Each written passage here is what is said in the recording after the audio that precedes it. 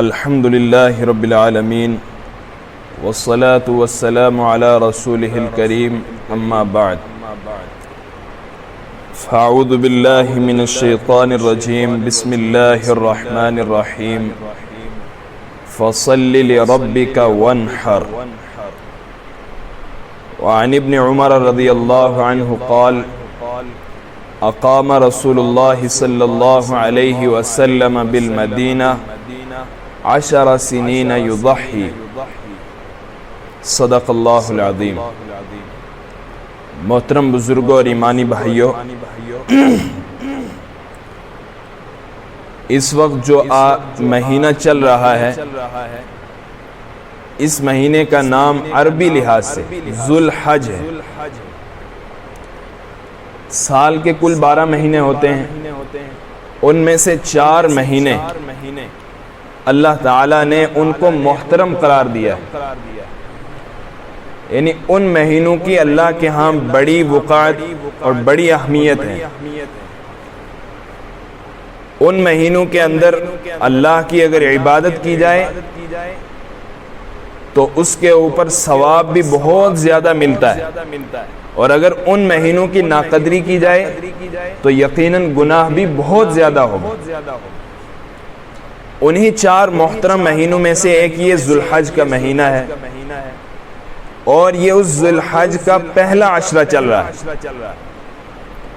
اسی عشرے کے اندر حج کا ایک اہم رکن جس کو وقوف عرفہ کہتے ہیں، یعنی 9 ذی الحج کو حاجی عرفات کے میدان میں اللہ کے سامنے اللہ کی خاص رحمت مانگنے کے لیے گڑ گڑاتے ہیں، روتے ہیں، اس کو یوم عرفہ کہا جاتا ہے۔ اور اسی ذی الحج کے اسی پہلے عشرے کے اندر قربانی کا دن بھی ہے۔ چنانچہ میں نے قرآن مقدس کی آیت پڑھی، سورۃ الکوثر کی، اللہ تعالیٰ فرماتے ہیں فَصَلِّ لِرَبِّكَ وَانْحَرْ، کہ اپنے رب کے لیے نماز پڑھیں اور قربانی کریں۔ اس سے علماء فرماتے ہیں کہ اس آیت میں 2 چیزوں کا اللہ تعالیٰ نے ارشاد فرمایا، حکم دیا۔ ایک تو نماز پڑھنے کا، تو اس سے پتہ چلا کہ عید کی نماز واجب ہے۔ وانحر، اور قربانی کریں، چونکہ شہر کے اندر اگر عید کی نماز نہیں ہوئی تو اس سے پہلے قربانی کرنا درست نہیں ہے، تو قربانی کا حکم دیا گیا، یہ بھی واجب ہے۔ تو قربانی اس کی اللہ کے ہاں کتنی اہمیت ہے۔ حضرت عائشہ رضی اللہ عنہا سے ایک روایت ہے کہ آپ فرماتی ہیں کہ جناب رسول اللہ صلی اللہ علیہ وسلم نے فرمایا ما عمل آدمی من عمل یوم النحر احب الی اللہ من احراق الدم، کہ قربانی کے دن میں اللہ تعالیٰ کے نزدیک قربانی کا خون بہانے سے زیادہ کوئی بھی عمل پسندیدہ نہیں ہے، یعنی قربانی کے دنوں میں سب سے پسندیدہ عمل اللہ کے نزدیک وہ ہے قربانی کرنا، جانور کا، قربانی کے جانور کا خون بہانا۔ اور اس کے آگے اللہ کے نبی فرماتے ہیں کہ جو قربانی کا جانور قربان کیا جائے گا، قربانی کرنے والے کو اس کا کیا نفع ہوگا؟ فرماتے ہیں وَإِنَّهُ لَيَأْتِي يَوْمَ الْقِيَامَةِ بِقُرُونِهَا وَأَشْعَارِهَا وَأَظْلَافِهَا، کہ یہ جو جانور آج اس بندے نے ذبح کیا ہے، قیامت کے دن یہ جانور اپنے سینگوں کے ساتھ، اپنے بالوں کے ساتھ اور اپنے کھروں کے ساتھ قیامت میں اس بندے کے ساتھ ساتھ ہوگا۔ اور دوسری حدیث میں آپ نے فرمایا کہ لِصَاحِبِهَا بِكُلِّ شَعْرَةٍ حَسَنَةٌ، کہ قربانی کرنے والے کے لیے قربانی کے جانور کے ہر بال کے بدلے میں ایک نیکی اللہ تعالیٰ عطا فرمائیں۔ اب آپ دیکھیں، مثال کے طور پر ایک بھیڑ ہو یا دمبا ہو، اس کے بدن پر کتنے بال ہیں، کوئی گن سکتا ہے؟ تو لاکھوں نیکیاں مل جائیں گی ایک قربانی کا جانور ذبح کرنے پر۔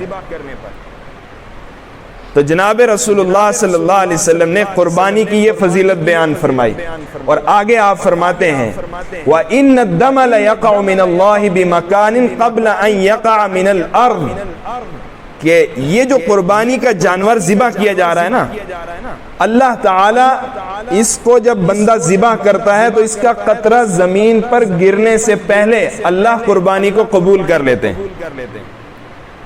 یعنی ابھی قطرہ زمین کے اوپر نہیں گرا، اس سے پہلے اللہ تعالیٰ قربانی بندے کی قبول کر لیتے ہیں.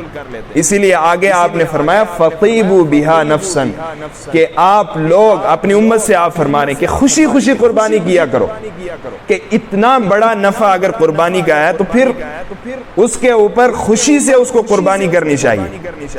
اور دوسری چیز یہ کہ قربانی جو ہے یہ اسلام کا شعار ہے. شعار کا کیا مطلب ہوتا ہے کہ شعار کہتے ہیں ایسی چیز کہ جس کو دیکھنے سے کسی دوسری چیز کا ذہن میں خیال آ جائے. مثال کے طور پر آپ عیسائیوں کو دیکھیں گے، اب تو بہت کم وہ لوگ پہنتے ہیں کیونکہ اب وہ بھی اپنے مذہب سے دور ہو گئے، تو وہ آپ دیکھیں گے گلے کے اندر ایک کراس ٹائپ کی سلیب پہنتے ہیں. تو آپ جب بھی اس کو دیکھیں گے یہاں کراس وہ پہنی ہوئی تو آپ فوراً ذہن میں آپ کے آئے گا کہ یہ عیسائی ہے. اسی طریقے سے کسی ہندو عورت کو آپ دیکھیں یا ہندو مرد کو، وہ یہاں قشقاسا لگاتے ہیں، تو آپ دیکھتے ہی اس چیز کو دیکھتے ہی آپ کے ذہن میں کیا آئے گا کہ یہ ہندو مذہب کا ماننے والا ہے. اسی طریقے سے دوسرے مذہب کے. تو یہ قربانی جب ہم کرتے ہیں تو دیکھتے ہی پتہ یہ چلتا ہے کہ یہ مسلمان ہیں. تو یہ اسلام کا شعار ہے، اور اسلام کے بہت سارے شعار ہیں، جیسے اذان شعار ہے.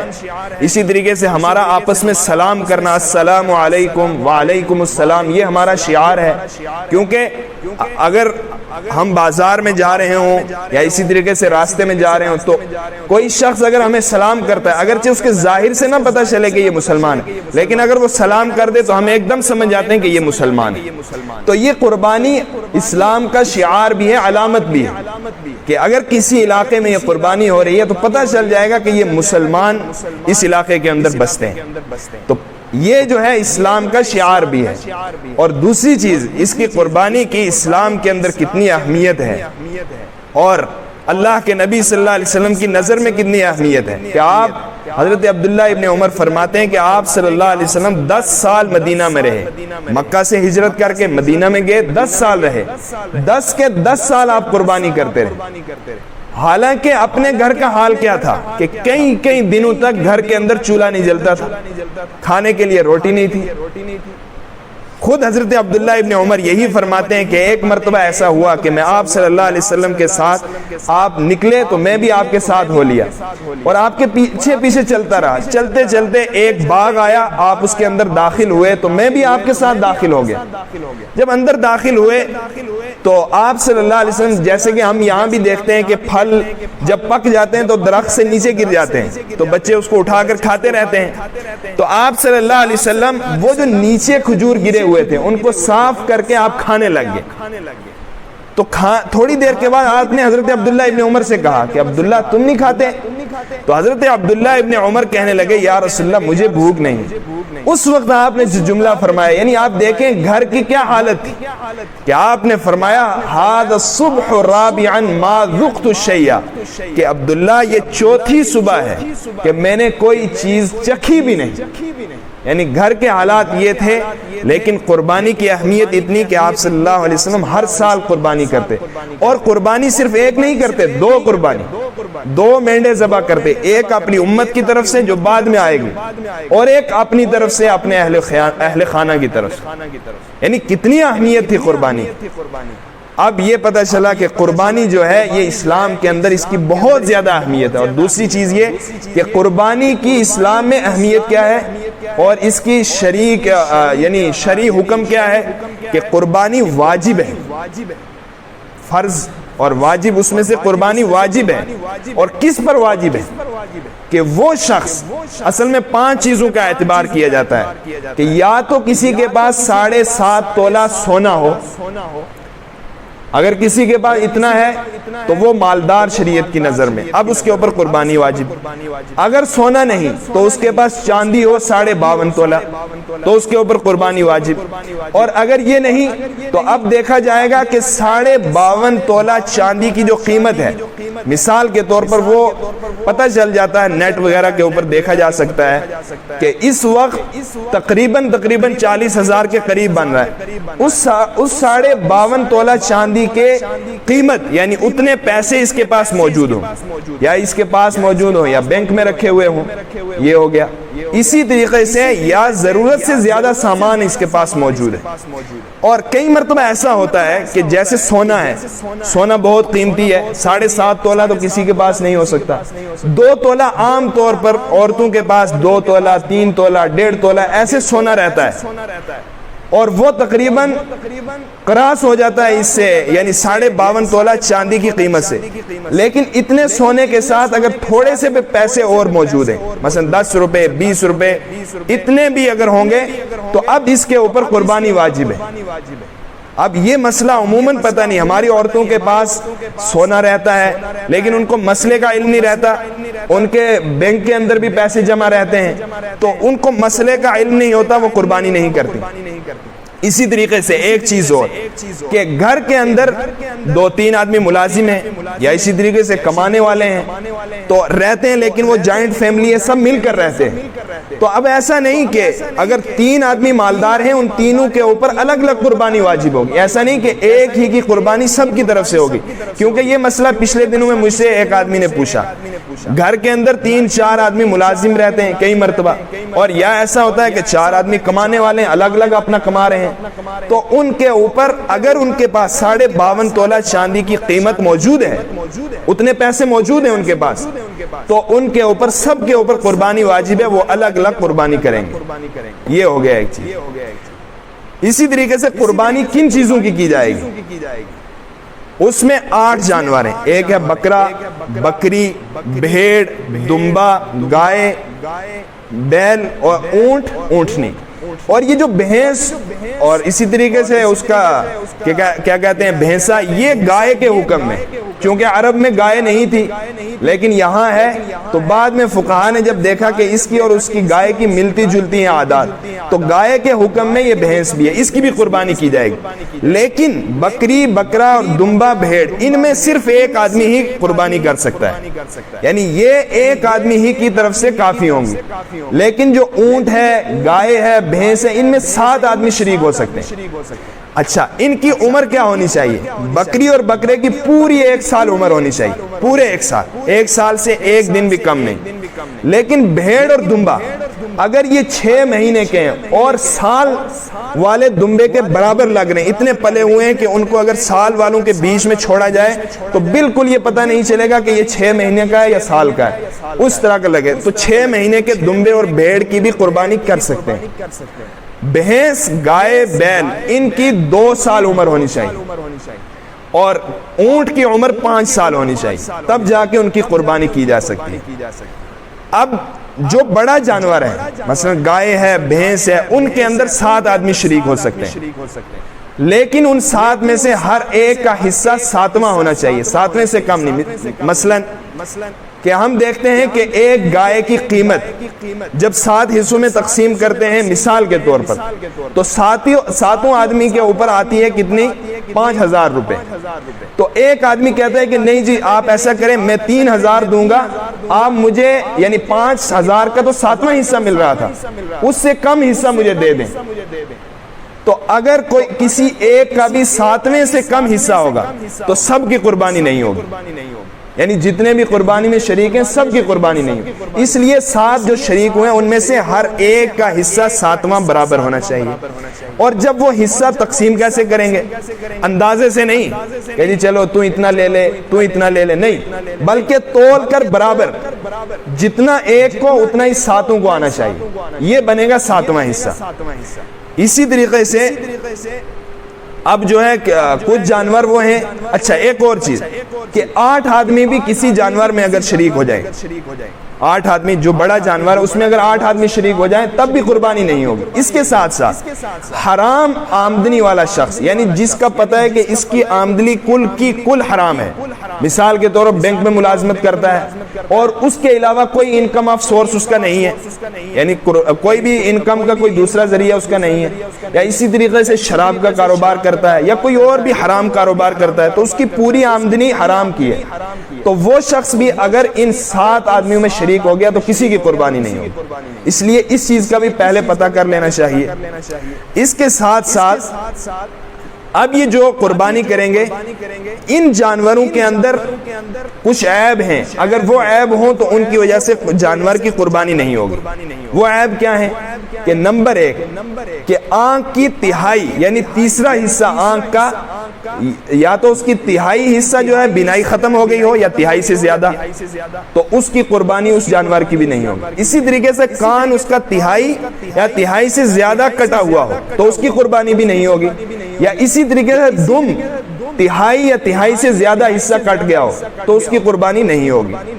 لہٰذا ہاں اگر تہائی سے کم روشنی جو ہے ختم ہوئی ہے یعنی تیسرے حصے سے کم، یا اسی طریقے سے کان جو ہے تہائی سے کم کٹا ہوا ہے، تھوڑا سا کٹا ہوا ہے، دم جو ہے تہائی حصے سے کم کٹی ہوئی ہے، یعنی اس دم کو پوری کو 3 حصوں میں تقسیم کر کے دیکھ لیں تو قربانی ہو جائے گی. اسی طریقے سے اگر کسی جانور کا پیدائشی طور پر کان نہیں تو اس کی قربانی بھی نہیں ہوگی.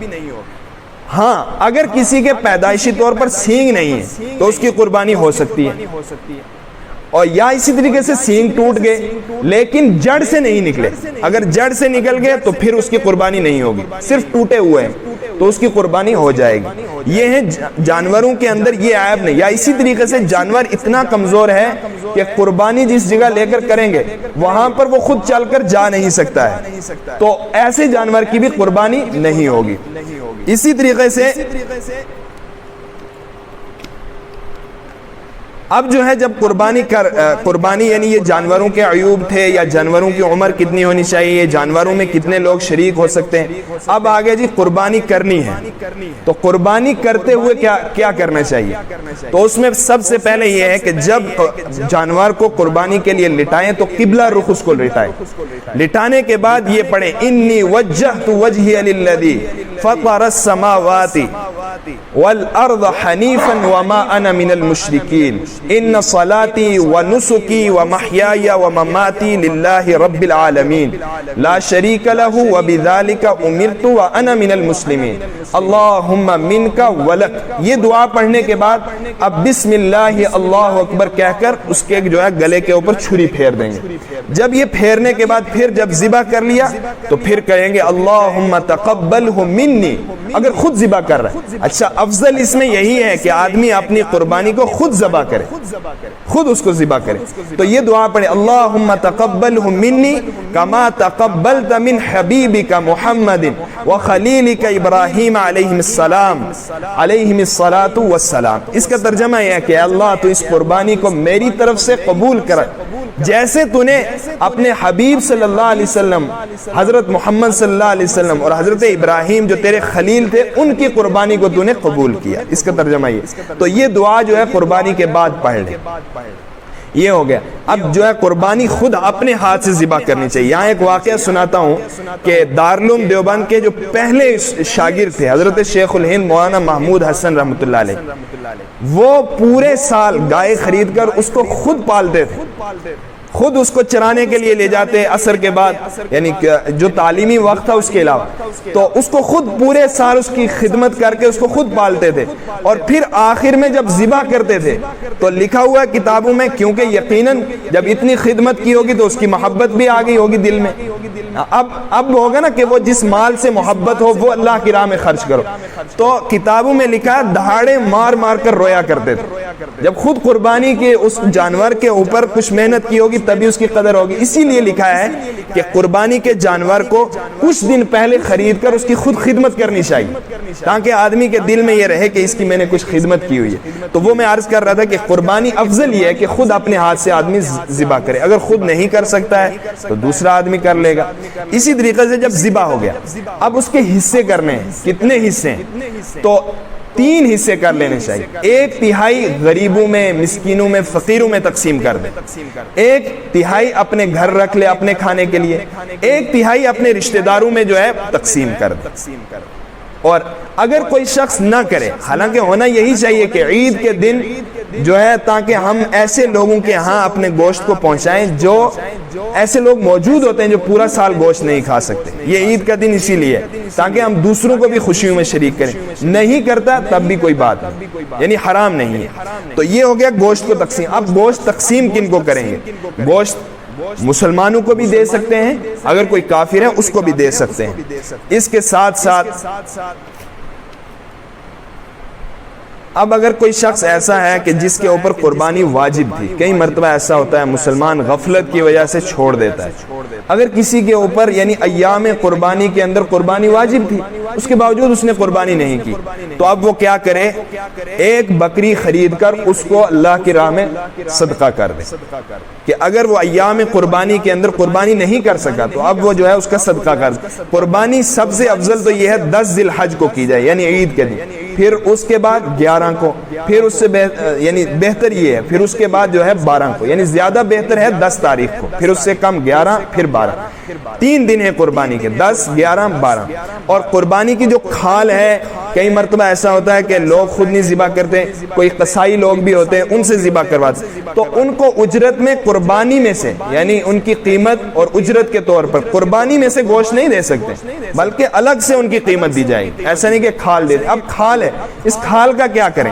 یا تو خود اپنے استعمال میں آدمی لے آئے, یا کسی غریب کو دے دے, یا کیا کریں مدارس میں دے دے. لیکن مسجد کی تعمیر میں یہ نہیں لگ سکتی. قربانی کی کھال مسجد کی تعمیر میں نہیں لگ سکتی, بلکہ مدارس میں دے سکتے ہیں. پہلے تو یہ ہو گیا قربانی کے کھال کا. اب یہ ہے کہ اسی یعنی اسی عشرے میں ایام تشریق بھی شروع ہو جائیں گے. ایام تشریق یعنی ایک تو قربانی واجب, ایک عید الاضحیٰ کی نماز واجب, اور ایک اور عمل واجب ہے, وہ ہے ایام تشریق میں تکبیر تشریق کا پڑھنا. اور وہ کب سے شروع ہوں گے؟ 9 ذی الحج, جس کو یوم عرفہ کہتے ہیں, اور وہ منگل کو ہوگا. اس دن کی فجر سے لے کر 13 ذی الحج کی عصر تک, 9 کی فجر سے 13 ذی الحج کی عصر تک ایک مرتبہ ہر نماز کے بعد مردوں کے لیے اونچی آواز سے, عورتوں کے لیے آہستہ آواز سے یہ تکبیر, اللہ اکبر اللہ اکبر لا الہ الا اللہ واللہ اکبر اللہ اکبر وللہ الحمد, یہ تکبیر پڑھنا ایک مرتبہ واجب ہے, مردوں کے لیے اونچی آواز سے اور عورتوں کے لیے آہستہ آواز سے, چاہے نماز جماعت کے ساتھ پڑھیں چاہے انفرادی طور پر پڑھیں. یہ قربانی سے متعلق کچھ مسائل تھے, اور کچھ مسائل جو ہے ایام تشریق سے متعلق تھے. باقی جو ہے چلتے پھرتے ہوئے بھی اس تکبیر کو ان دنوں میں پڑھتے رہیں, کیونکہ حدیث میں آتا ہے کہ صحابہ بازار کے اندر بھی تکبیر تشریق پڑھتے تھے کہ اللہ اکبر لا الہ الا اللہ واللہ اکبر اللہ اکبر وللہ الحمد. یہ کچھ قربانی سے متعلق اور کچھ ایام تشریق سے متعلق, یعنی قربان. اچھا, ایک اور چیز, عرفہ کے دن کا روزہ بھی رکھنا. حدیث میں آتا ہے, جناب رسول اللہ صلی اللہ علیہ وسلم فرماتے ہیں, صیام یوم عرفہ انی احتسب علی اللہ ان یکفر السنۃ التي قبلہ والتي بعدہ. آپ صلی اللہ علیہ وسلم فرماتے ہیں کہ جو یعنی عرفہ کے دن کا 9 ذی الحج کا روزہ, مجھے اللہ تعالیٰ کی ذات سے کامل توقع ہے کہ یہ روزہ بندے کے 1 سال پہلے اور 1 سال بعد کے گناہوں کا کفارہ بن جائیں.